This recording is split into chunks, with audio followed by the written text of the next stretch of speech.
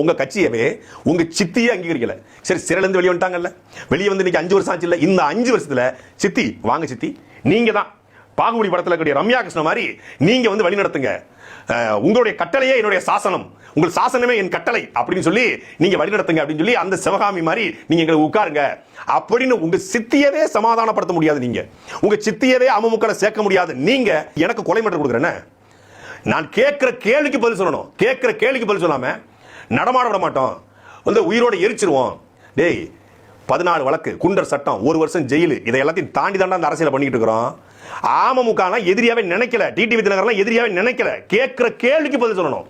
அதை விட்டுட்டு நாங்க வந்து உயிரோட கொளுத்திடுவோம், எரிச்சிருவோம், நடமாட விட மாட்டோம். நான் கேட்கிறேன், உங்க சித்தி கட்சியில சேரல, உங்களுடைய மாமன், தாய் மாமன் திவாகரன், மரியாதைக்குரிய நல்ல மனுஷன், உண்மையிலே இந்த குடும்பத்திலே பிறந்த நல்ல மனுஷன் இருந்தாலும் உண்மையிலே கல்வி கொடுத்து ஏழை எளிய மக்களுக்கு இதனுடைய கல்லூரி மூலமாக கல்வி கொடுக்கக்கூடிய மனுஷன் தன்னன் திவாகரன். அவரு இந்த கட்சியில் சேர நல்லவன் எப்படி சேருவான்?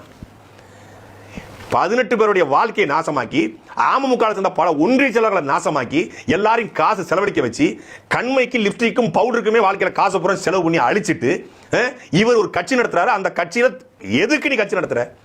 நீ யார் முதல் துரோகின்னு கேள்வி கேட்டா நீ எப்படி டிடிவி கேள்விக்கலாம்? டிடிவினா 2 கொம்பு முளைச்சிருக்கா? குவாலியர் மகாராஜாவா இல்ல வந்து மைசூர் மகாராஜாவா? யார் மைசூர் மகாராஜாவா இருந்தாலும் குவாலியர் கொடுத்து 4 சல்லி போய் பேசிட்டா, ஐயோ டிடிவி தினகரன் இனிமேல் நாங்க பேச மாட்டோம், சாரி சார், தெரியாம பேசிட்டேன் சார்.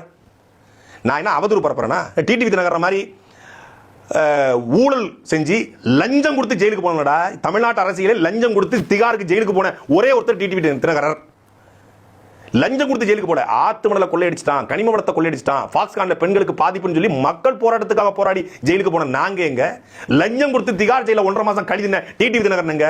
நீ சொல்ல நான் ஒத்த காசு ரூபாய் எவன்கிட்டையும் வாங்கினது இல்ல, நான் லஞ்சம் வாங்கினது இல்ல, நான் வந்து எதுவுமே பண்ணது இல்ல, நான் முறை தவறி சம்பாதிச்சது இல்ல. டிடிவி தினகரன் சொல்லு என்ன பெரிய நேர்மையான, என்ன பெரிய ஒழுக்க சீல? டேய், நான் உங்களை மாதிரி வந்து லஞ்சம் ஊழல் வழக்கில் ஜெயிலுக்கு போன தலைவராக கும்பல் கிடையாது. நாங்க உலகத்தில் 24 நாடு சண்டை போட்ட தலைவர் பிரபாகரனை தலைவராக கும்பல். சும்மா வந்து